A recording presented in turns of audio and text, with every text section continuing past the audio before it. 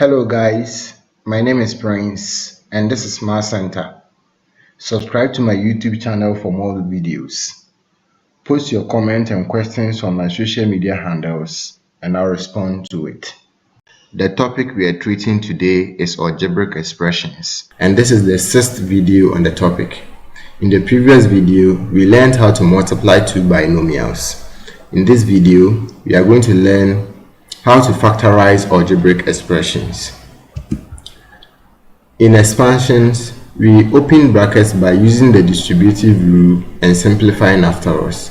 So we saw in the previous video that when you have two binomials and you are multiplying them, you use the distributive rule by distributing what is in the first term over what is in the second term. Then after the multiplication, you simplify. In factorization, we are going to do the exact opposite of that. We are now going to put the expressions given us in brackets so that we can make them smaller. And the way we are going to do that is by taking the common factors out, then we put what is left in the brackets.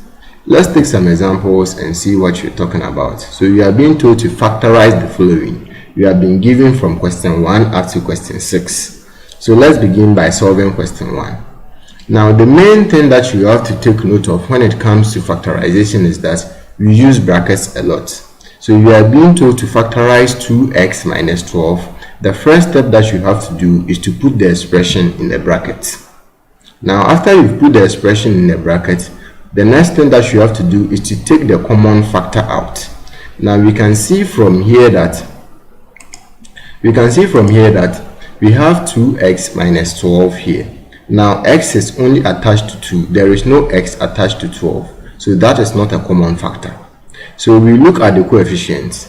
The coefficient of x is 2. Now, the constant term here is minus 12. When that happens, what you have to look out for are numbers that can divide both 2 and 12 without remainders. We know that numbers that can divide both 2 and 12 without remainders are 1 and 2 itself. So we have 1 and 2 as numbers that can divide both 2 and 12 without remainders. So you pick the highest one, which is 2. So in this case, 2 becomes our common factor. So we have 2 as our common factor. As soon as you have the common factor, you write the common factor outside the bracket. Now we deal with the terms in the bracket. We know that what used to be here was 2x. We have 2 as the common factor and we've written it outside the bracket. If you want to get the first term in the bracket, divide what used to be there by the common factor. So in this case, we are going to divide 2x by the common factor, which is 2. We know that if you divide 2x by 2, 2 is going to cancel 2 and that will give us x. Now, the next step is to go to what you get for the second term in the bracket. Now we know that what used to be there was 12, so 1 and 2. Now the common factor is now 2, so we divide that by 2. And you know that 12 divided by 2 is going to give us 6. So 12 divided by 2 will be giving us 6. So 12 divided by 2 will be giving us 6. So that is how come we are having 2 into bracket x minus 6. Now we can see from here that if you expand this, we are going to get 2 times x to give us 2x, then 2 times minus 6 to give us minus 12. So after you factorize, if you expand it, you should get the expression that you began with in the first place. Let's move on to the second one. X squared y squared minus x. So once again, you put the whole thing in a bracket, then you look for a common factor. We can see from here that we have x squared y squared here and we have x here. They only have x in common, so in this case the common factor here is x, so you pick the common factor x outside. So you can see from here that this is x squared and this is x. You pick the least one here, so you pick x, not x squared. You pick x as the common factor. So after you've picked x outside, now what is next? The next thing that you have to do is to find a way of determine what is in the bracket. So the first term here, we know that what used to be here was x squared y squared. Now x is a common factor, so we are going to divide x squared y squared by x. We know that if you divide x squared y squared by x, you are going to get xy squared. Then you bring your subtraction sign. Now what used to be here was x. This time the common factor is x. So you divide x by x and you are going to get 1. So you get x into bracket xy squared minus 1. Now if you try multiplying it back, you will see that x times xy squared will give us x squared y squared. Then x times minus 1 will give us minus x, as we have in the question. Let's look at the next one. 5ax plus 2y, 25ay. So we look for common factors. First, we begin with the coefficients. We have 5 and 25. So from here straight away, we can see that the common factor is 5. Since 5 can divide itself 1 and divide 25, 5. Now, the next factor that we look for is a, because we have a here and we have another a here. So in this case, we have two factors. We have 5 and a. So you bring those factors outside the bracket. So you first begin by putting them in the bracket. Then you bring the factors outside the bracket. So we have 5a outside the bracket. You know that what used to be here was 5ax. This time the common factor is 5a. So if you want the first term here, divide 5ax by 5a. You know that 5ax divided by 5a is going to give us x. Then you move on to the next one. We have 25ay. That was what used to be there. This time the common factor is 5a. So we divide 25ay by 5a. You know that when that happens, 5 will cancel 25 5 times, a will cancel a, so that we get 5y. Now let's try multiplying this back and see. You can see that 5a times x will give us 5ax, plus 5 times 5 will give us 25, a times y will give us ay, so you get 25ay. So whenever you do the factorization, after that, if you try expanding it, you should get the question that was given to you. Let's move on. This time we have 4 terms here. Now whenever you have more than 2 terms, group 2 terms that have something in common. So group 2 terms that have something in common. So if you take this term here, 3x squared and 2xy, you can see that they have x in common, so you can group them. You move on to the next one, minus 12xz minus 8yz. You can see that they also have z in common, and here there is a number that can divide both 12 and 8, so that they also have that in common, so we can group them. So we group them by putting a bracket around them. So you put a bracket around the first two, then you put a bracket around these ones also. Okay, so let's proceed. When you come here, we now have to factorize. So we are going to factorize this. You know that from here we have 3 and 2. The only number that can divide both 3 and 2 without remainders are 1. So we move on to the variables. We have x here and we have x squared here, we have x here. So it means that the common factor is now x. So we pick the least one, which is x. We pick that one outside the bracket. So we bring x outside the bracket. Now what used to be here was 3x squared. So if you want the first term in the bracket, you divide 3x squared by the common factor, which is x. So you divide 3x squared by x and you are going to get 3x. Now you come to this side. What used to be here was 2xy. The common factor is now x, so we have taken the x away from it. If you take the x away from it, you are going to get 2y. So you can see from here that if you multiply 3 by 3x, you are getting 3x squared. If you multiply 2xy by x, if you multiply 2y by x, you are getting 2xy. So we have this back. Now let's come to this side. When we come here, we can see that there is 12 here and there is 8 here. So let's first begin with the coefficients. Now numbers that can divide both 12 and 8 without remainders will be 1, 2 and 4. They are the numbers that can divide both 12 and 8 without remainders. Now when you have that, you pick the highest one, which is 4. So 4 will be a common factor, because when 4 divide 12, you are going to get 3, and when 4 divide 8, you are going to get 2. So you see that from 3 and 2, you can't simplify them any further. That is why we are picking 12. If you pick 2, when 2 divide 12, you are going to get 6.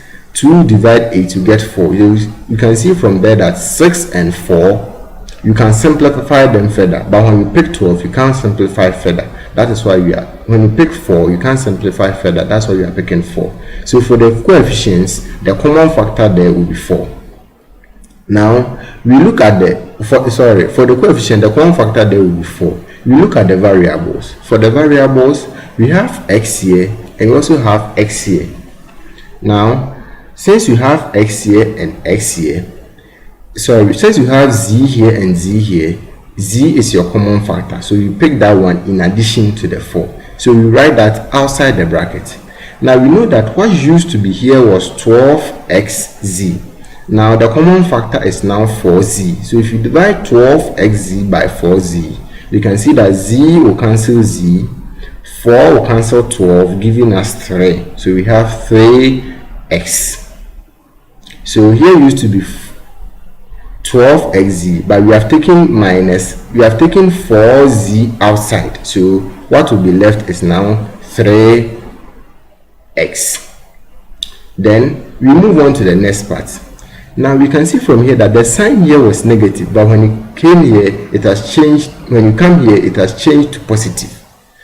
This is what it means. Whenever you have a negative sign outside the bracket and you bring the common factors out, the sign in the bracket, if it's positive, it changes to negative, and if it's negative, it changes to positive.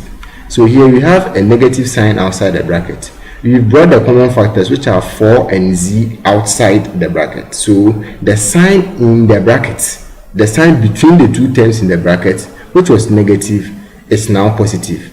If that sign was positive, it should have changed to a negative sign. We are going to pick more examples so you get conversant with this.